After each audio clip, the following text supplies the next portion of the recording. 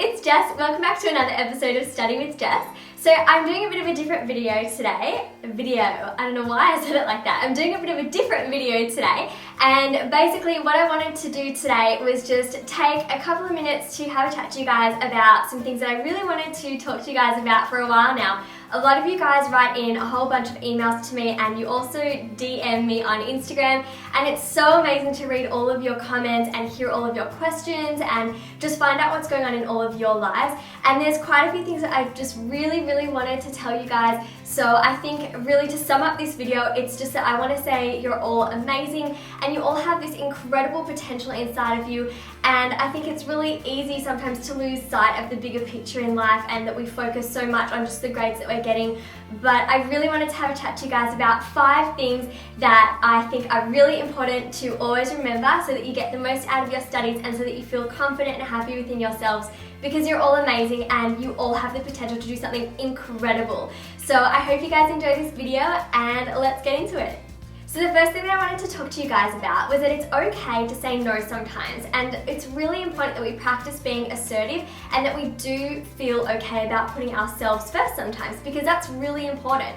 So a lot of the time I hear people say that they don't feel comfortable to be assertive and that they're worried it's going to cause confrontation, and so I thought it would be a really good idea today to take a minute out of this video and talk to you guys about the difference between being assertive versus being aggressive. So pretty much to me, and this is what I've been learning in psychology over the years, is that being assertive means talking openly and honestly about your feelings and what's going on for you. Whereas being aggressive is when you're really trying to pick at someone else's words and start confrontation or start an argument, and you're being really closed-minded and you're not open to what they have to say. So sometimes for me, one example of being assertive is that if I've got a lot of work, I might have a couple of my friends ask me to help them with their assignments, and usually I would absolutely love to help them because we all help each other out and it just means it's so much easier to get those good grades. But if I do feel like I've got a lot of different responsibilities going on at the time, then I would say, I really have a lot of work going on at the moment and I would love to help you, but it's a little bit too much for me to take on right now. Perhaps you can get back to me in a couple of days when things settle down. And that always works out really good, because if you're going to be assertive with anyone, then you would hope that they would understand where you're coming from and be really supportive, and for me that's definitely been the case.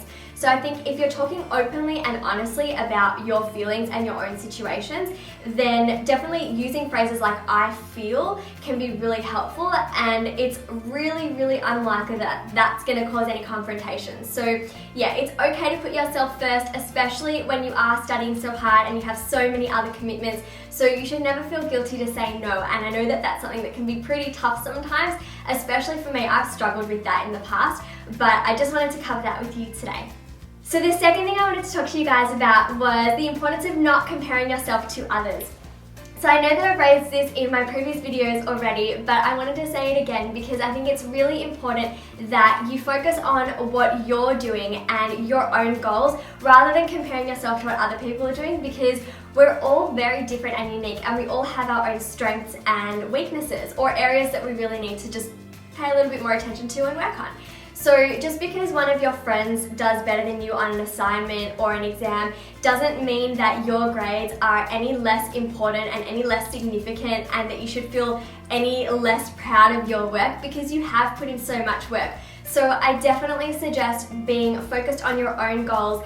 And of course, it's okay to study with your friends. It's a great idea, but you don't want to be focusing on their grades and their accomplishments and their end goals as well. You want to just keep your mind focused on what you're doing, and ultimately that is going to help you succeed. The third thing I wanted to say to you guys was that it's really important to surround yourself with the right people. So you want to surround yourself with people that are going to build you up and make you feel good about yourself, and that are going to motivate you and encourage you to achieve your goals, and not those people that are going to just pull you down and make you feel disappointed in yourself or make you feel any less worthy or any less significant. Because honestly, a lot of the time when people do try and knock you down, it's because they're not feeling very good about their own lives and they're just trying to make themselves feel better. And that's something that I think we can all relate to here. So I think it's really important that you surround yourself with the right people, and it's okay to spend more time with some of your friends than others if you feel like they're the people that are going to bring the right energy for what it is that you're doing, and they're going to help you succeed in what it is that you are aiming to achieve. So it's okay to change your friendship circles, and that definitely will happen as you get older. I know that my friendship circles definitely changed when I was in primary school compared to middle school and then university. Definitely, I did see a really big change, but it's really important that you are aware, are the people that you're surrounding yourself with building you up, or are they trying to tear you down? Because you don't want to be around people that are making you feel any less. You want to be around people that are going to make you feel amazing. So the next thing I wanted to mention was the importance of aiming for excellence and not perfection. So I know that in the past, I've definitely heard quite a few people say that they're a perfectionist, and I think that that's a really dangerous term, guys, because when you aim for perfection, it's something that really can't be sustained for very long, and ultimately it's going to leave you feeling disappointed when you don't have that consecutive 100% or A+ on your assignments. So a little story about me that I wasn't really going to share with you guys, but I thought, why not? I'll let you get to know me a little bit better. Was I was studying a statistics course last year at university, and I was working really hard, and I really wanted to do well, and I was aiming to get that scholarship for my PhD. So I had an assignment and I got 100%, and I came home and I was so determined to do really well on the next class test. So I went, I had my class test, and what do you know, I got 100%. But when I got home, my sister actually asked me, she said, Jess, how'd you go on your assignment? And I said something that made her look at me like I was this crazy, weird person. Because what I said was this, I said, I got 100%, but now I have to get 100% next time because I don't want to lose my average.